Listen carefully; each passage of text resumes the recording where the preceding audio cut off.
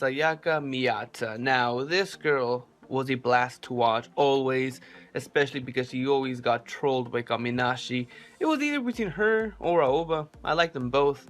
If you guys watched my reviews on the first few episodes of Keijo, you guys knew I had a thing for Aoba. But in the end, Miyata fought through it because I just love her for two main reasons. First, that she got way more screen time than Aoba, and secondly, her character was way more developed than Aoba. So in the end, it's only right to pick her. How can you say no to that face? Look at her. Look at her. You just want to pinch those cheeks, man. She's adorable. So Miyata Sayaka definitely deserving a spot on this list. We know that Kaminashi loves making fun of her bust size, but don't be mad, Miyata. You may have a small bust, but you are always able to bust up people in Keijo. Miyakoshi Hana.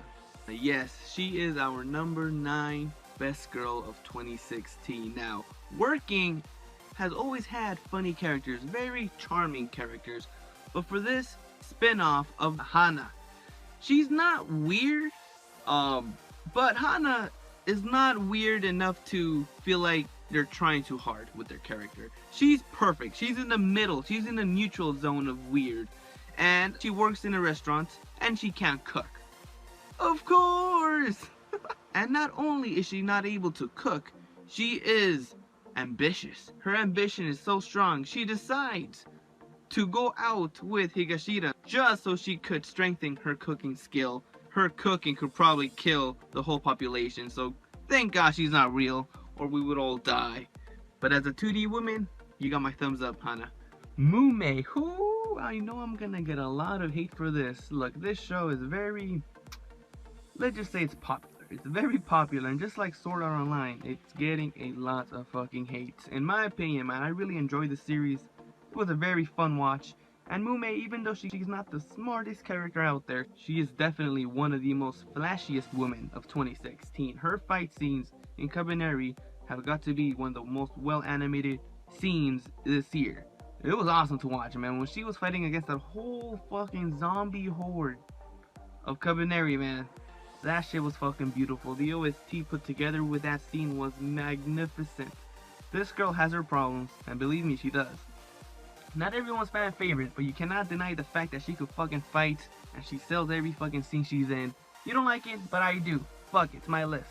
Gaio Hinazuki. After watching this show, after watching this really good show, you realize that, abuse is a real thing, and you wouldn't expect to actually feel bad for a character that's, drawn. You'd never think you'd feel bad, but you do. You do.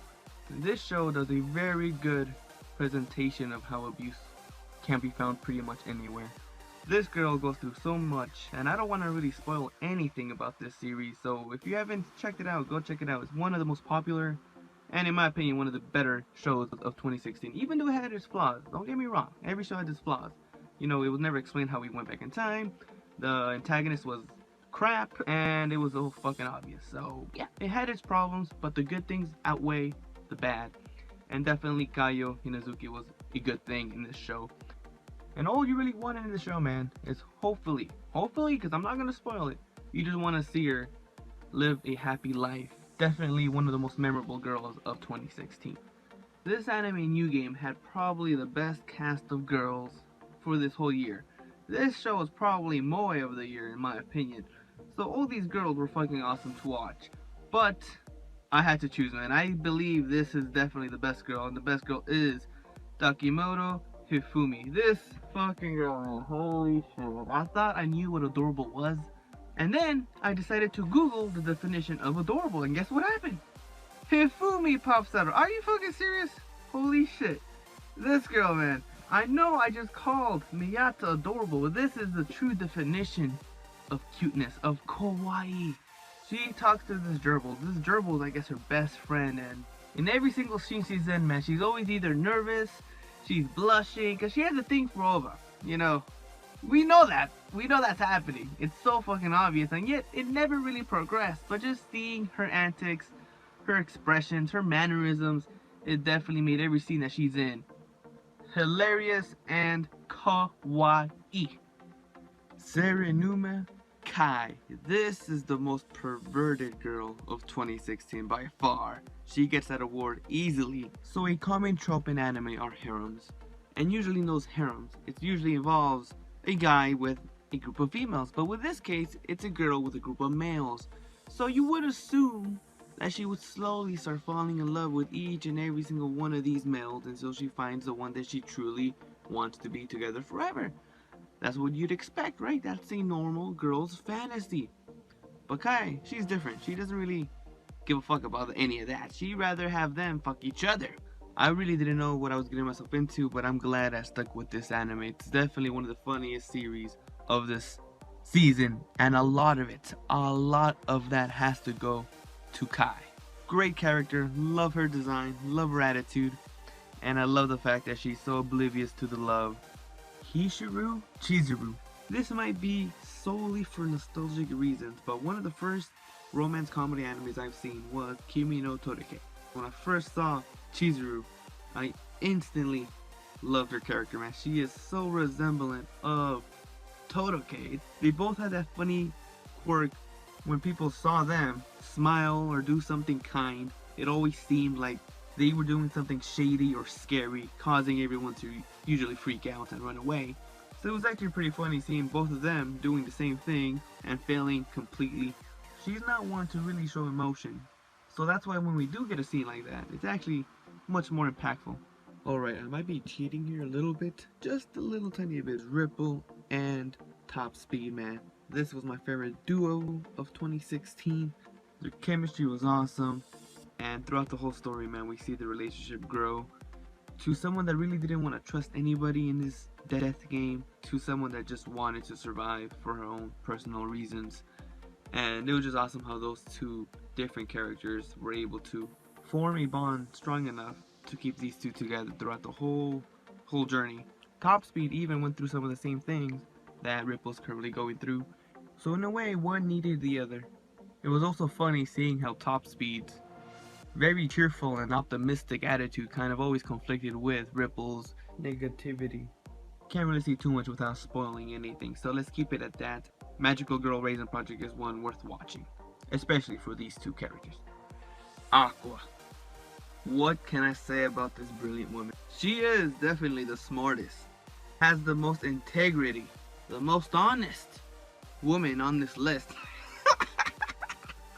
Konosuba has 3 of the best girls of the year, so it was very hard to decide who to put. A lot of you guys, man, I know that for a fact, a lot of people have Megumin as the best girl in this series, but I'm sorry, man, I can't put Megumi. She's fucking awesome, but Aqua has to be in this list. She was the OG. She was with Kazuma since the beginning, and the whole relationship between him and her and how they came to be, how they both got to this world was fucking hilarious. I'm sorry. I could hear the word explosion coming from Megumi a million times. But I gotta go with my girl, man. Aqua-sama, the goddess, the fucking queen of the other world, who got outsmarted by a fucking otaku. That's fucking hilarious. Junko Enomisha. Now this girl is fucking insane, man. This girl is up there on a Yuno level. Not a yandere, but definitely crazy. But that's what we want, man. That's what we need. We need these crazy bitches, because we all know there's nothing hotter than a fucking crazy chick that just wants to cause mayhem and destruction and corruption with big ass titties. No, but for real, man, her craziness is what makes her character fucking awesome.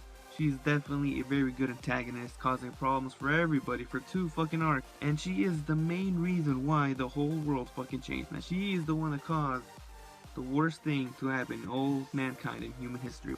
So, Junko Enomisha, thank you for being crazy. We all knew who was going to be number 1. I think it was pretty obvious from the start.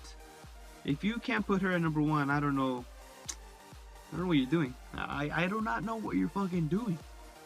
One of the most popular anime of 2016, you gotta put this girl on the top of that list. And that girl, we all know, man, you're looking at her right now, it is fucking Rem. But for obvious reasons, she is number 1. She is the best girl for that series because she got more development, she got more screen time. She was pretty much hooked up with the main MC, but the MC is an idiot. He didn't really see it. and sadly we feel bad for her. And not only are we sad for her, but the things that she went through throughout this whole series, man, that shit was fucking terrible. Yeah, yeah, man. Episode 15, I think that's the episode. Episode 15. You will see why we care about Rem and why we want her to have a happy life and happy ending. And yeah, hopefully, whenever, if there is going to be a season 2 of ReZero,